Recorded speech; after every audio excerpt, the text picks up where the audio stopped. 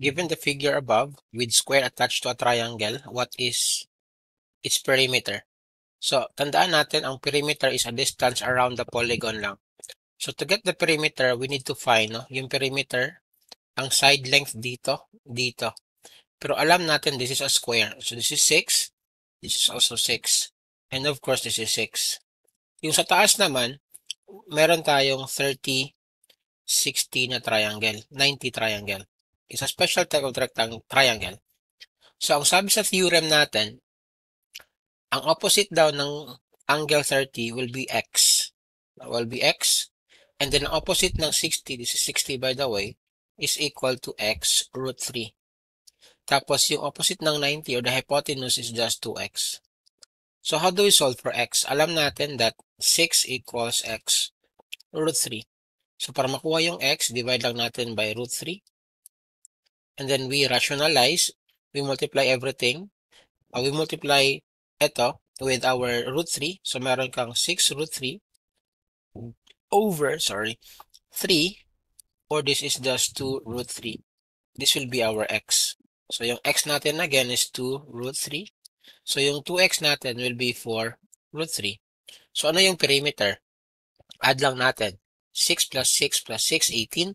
And then, meron tayong 2 root 3 plus 4 root 3. That is 6 root 3. So, 18 plus 6 root 3. That is letter C in the choices.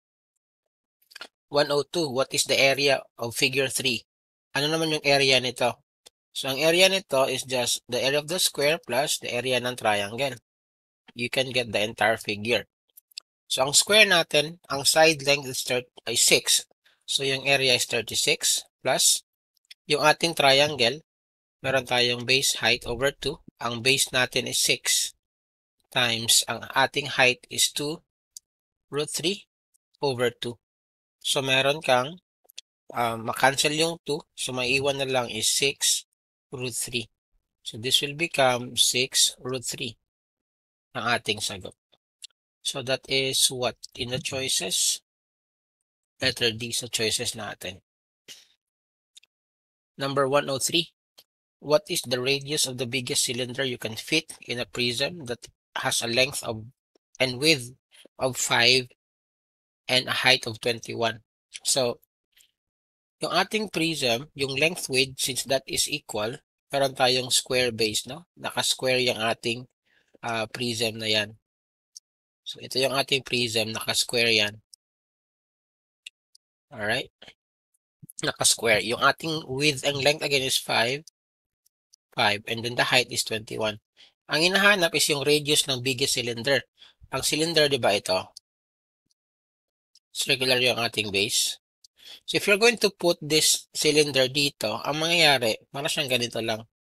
Meron kang square, tapos naka-inscribe yung base ng cylinder dyan. Yung square natin, yung base is 5. Di ba? 5 yan. So, meaning to say, if I'm going to draw a point or a segment dito, ito yung diameter ko, di ba? So, ang diameter ko will be 5 as well. So, since ang hinahanap is yung radius, I'll just divide it by 2. That gives me 2.5. Number 104. 6y times 2x plus 7 equals 36. What is the value of xy in the equation above? So, dito, ang gawin lang natin, distribute. So, meron tayong 12. 6 times 2 is 12. So, meron kang 12xy plus 42 equals 36. So, since we are looking for xy, so lipat natin sa kabila yung 42. Meron kang 12xy equals 36 minus 42. That will just give you, this is 42y by the way. So, meron kang 36 minus 42y. And then, divide mo lang everything by 12 para makuha yung xy. So, meron kang 36 minus 42y over 12. You simplify this one, ang mangyayari, common is 6, di ba? So, meron kang xy equals, ilabas mo yung 6, naiwan is 6 minus 7, y over 6 times 2. So, you simplify this, meron kang 6 minus 7y over 2, which is just letter B in the choices. Follow for more.